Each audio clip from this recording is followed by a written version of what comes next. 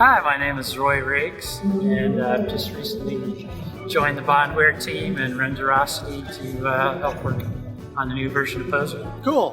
What's your background in 3D and experience with Poser?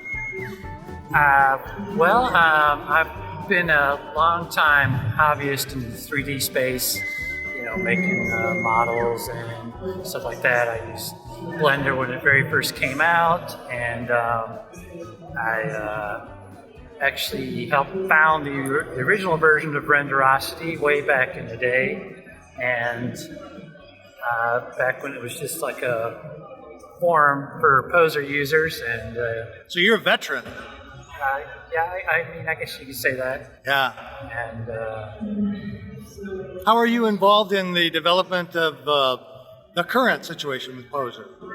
I'm helping the team transition over with the new acquisition of Poser, and so get it under the Bondware Renderosity banner now, and so we're starting to figure out what we're going to do. How did you respond when you first heard that Renderosity had acquired the rights to Poser? I knew it was. I was part of the transition team. Yeah, but you had to have heard it the first time. What was that like?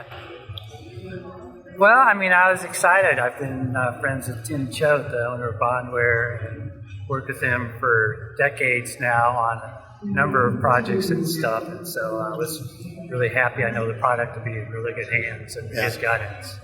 How about the future? What do you see happening in the future? And are you optimistic about the growth of Poser?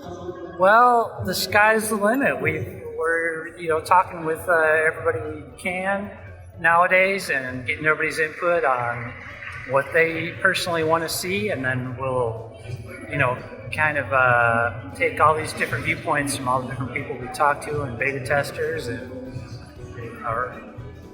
have a big powwow and figure out where we're going to go and with the future. So, if people have strong opinions on what they believe the future is, let us know on Renderosity forums. Okie doke. Taking that into account.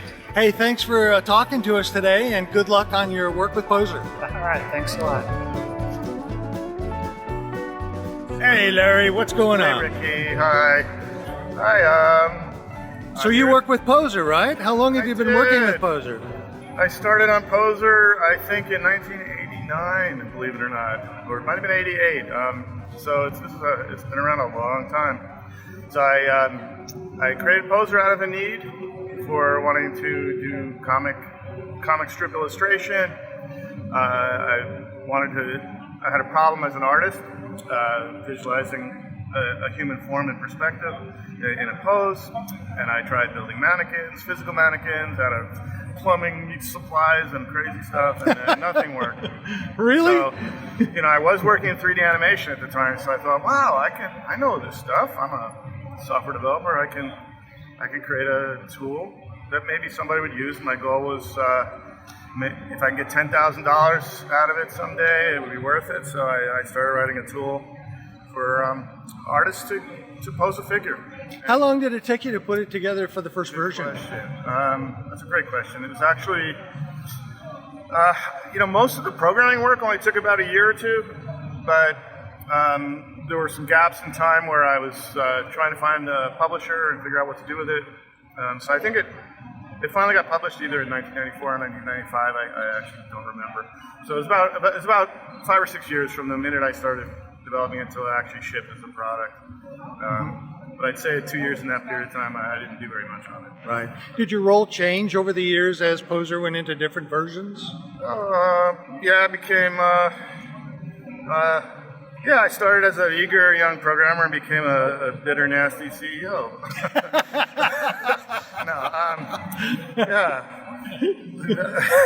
That was my role change. I've kind of been pretty tied in with the development of Poser. Other than the last few years, there were a few periods where I left and went back into animation production.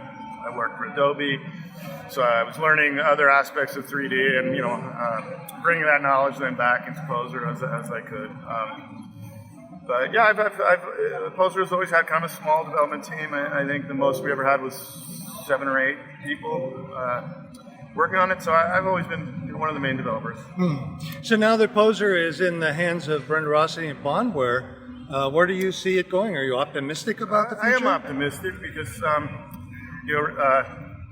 from the initial vision of when we formed Curious Labs with Poser, which was kind of at the Poser 4 time level. Our vision was combining a good, easy-to-use tool with a content marketplace.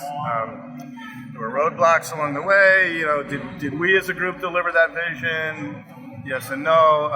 But fortunately, partners like Renderosity and DAS and others, Runtime DNA, a bunch of companies actually took the content needs and ran with them.